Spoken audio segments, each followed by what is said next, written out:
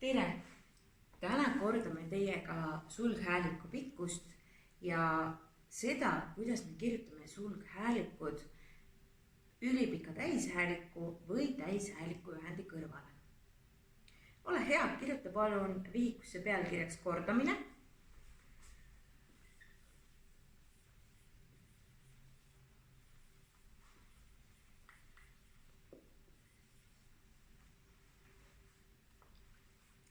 Nii, ja kui sul see on tehtud, siis kõigepealt tuletame meelde, mis olid need 6 sulghäälikut.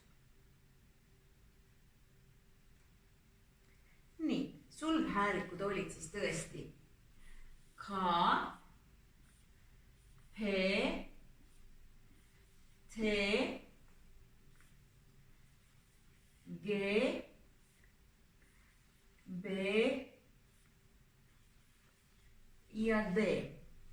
Need olid meie 6 sulghäälikut. Nii, ja nüüd tuletame meelde, kuidas me kirjutame lühikese, pika ja ülipika sulghääliku. Nii, lühikese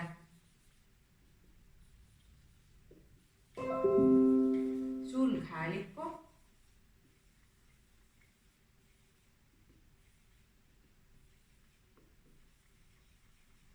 kirjutan ühe nõrga sulghäälikuga.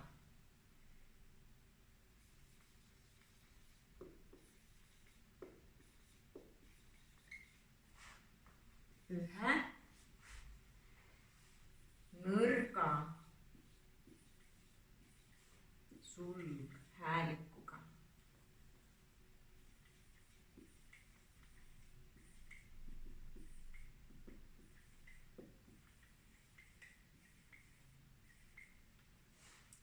See tähendab seda, et nõrk sulghäälik on G, B ja D.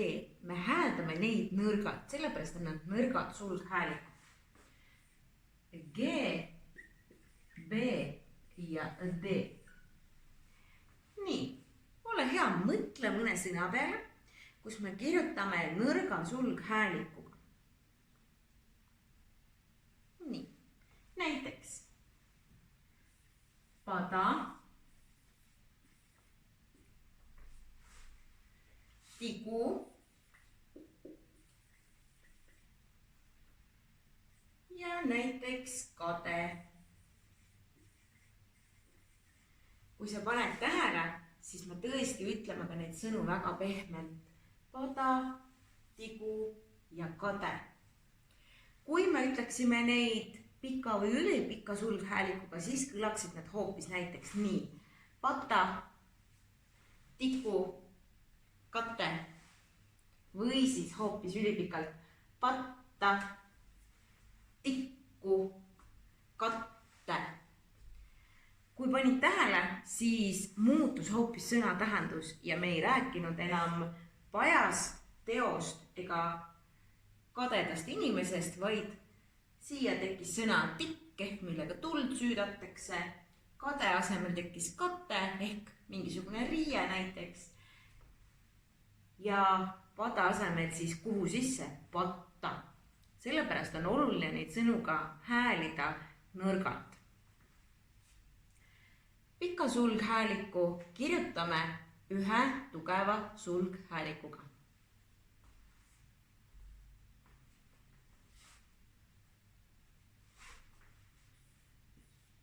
Pika sulghääliku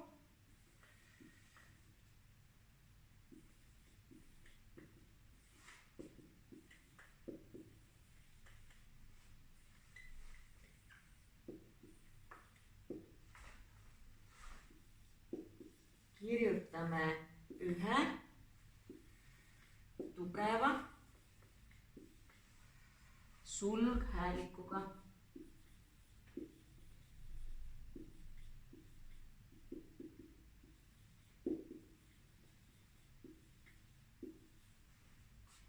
Nii, ehk K, P või T.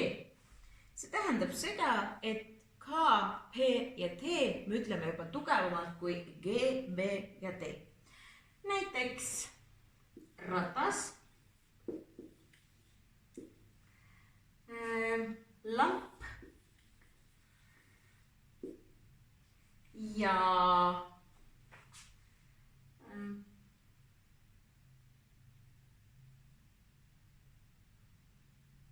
kaks. siin juhul kirjutame ühe tugeva sulghääliku ehk tegemist on pika sulghäälikuga. kui sa nüüd proovid teha nendest näiteks lühikese sulghääliku ehk nõrga, siis kuula, kuidas see kõlab. radas, lamb, kaks. kas kõlas päris nii, nagu me tahtsime?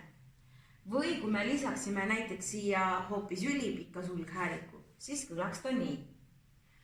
Rattas, lamp, kaks. nii et sõnade kõla muutus hoopis, tähendus küll ei muutunud, aga nende kõla muutus. nii, ja kuidas me kirjutasime ülipika sulghääliku? nii kaua, kui mina tahvli kustutan, ole hea, tuleta meelde.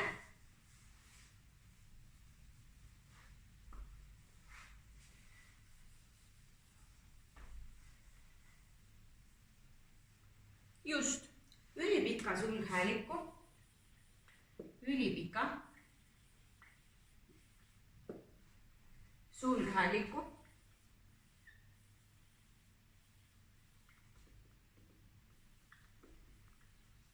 kirjutan kahe tugeva sulghäälikuga. ülipika sulghääliku kirjutan kahe tugeva sulghäälikuga.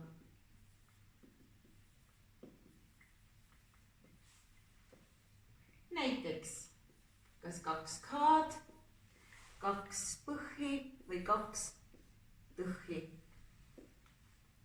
näiteks kukkuma,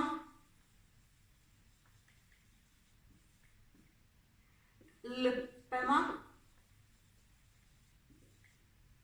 või rattaga. kui me prooviksime neid nüüd panna hoopis lühikese sulghäälikuga, siis kõlaksid need sõnad nii. kuguma, lõbema, radaga. eks, ei kõla üldse nii, nagu peaks. või kui me paneksime siia ainult nüüd ühe sulghääliku tugeva, siis kõlaksid nii. kukkuma, lõbema, rataga. nii et ülipika sulghääliku kirjutan kahe tugeva sulghäälikuga ehk kahe tähega. nii, teiseks kordame üle selle, kuidas me kirjutame ülipika täishääliku kõrvale või täishääliku ühendi kõrvale ülipika sulghääliku. tuletasime praegu meelde, et ülipikk sulghäälik tähendas seda, et me kirjutame kahe tähega. kuidas oli see reegel, et me kirjutame ülipika täishääliku või täishääliku ühendi kõrvale ülipika sulghääliku? kas sul tuleb meelde? nii, ülipika täishääliku või täishääliku ühendi järel kirjutame ülipika sulghääliku ühe tähega. paneme selle reegli uuesti, tuletame meelde. nii, ülipika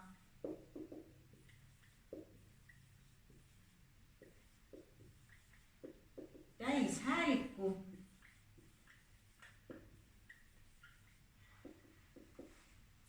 või täishääliku ühendi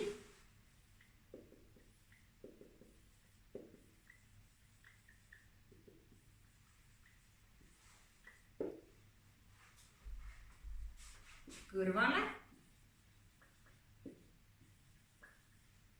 kirjutame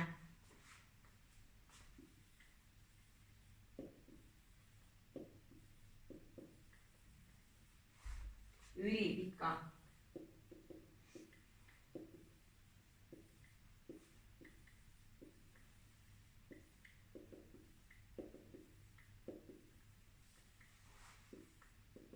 ühe tähega.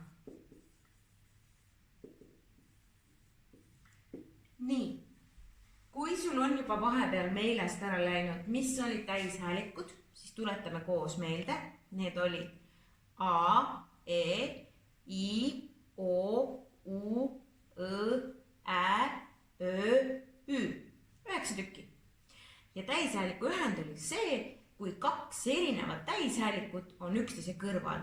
Näiteks A, E, O, I, O, E, Õ, Ä. Kui 2 erinevat täishäälikut on üksteise kõrval. Nii. Ja proovime mõne näite ka kirja panna. Näiteks, kui meil on sõna seepi. Me tahaksime justkui öelda seda põhi hästi tugevalt ehk kirjutada ta 2 tähega, aga kuna siin on 2 täishäälikut, siis reegel ütleb, et ma tohin sinna kõrvale kirjutada ainult 1 sulghääliku. Hoolimata sellest, et ma justkui ütlen seda sõna seepi ehk ütlen P ülipikalt. Või näiteks selline sõna nagu vaipa.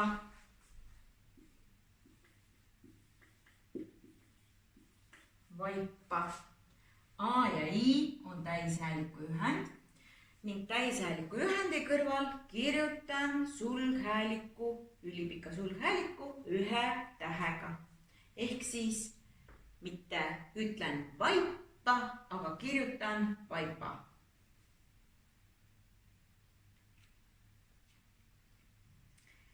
Nii. Kui sa oled saanud selle kirja, siis nüüd ole hea. Jäta lahti oma vihik ja mõtle 5 sõna, kus on lühike sulghäälik, pikk sulghäälik ja ülipikk sulghäälik.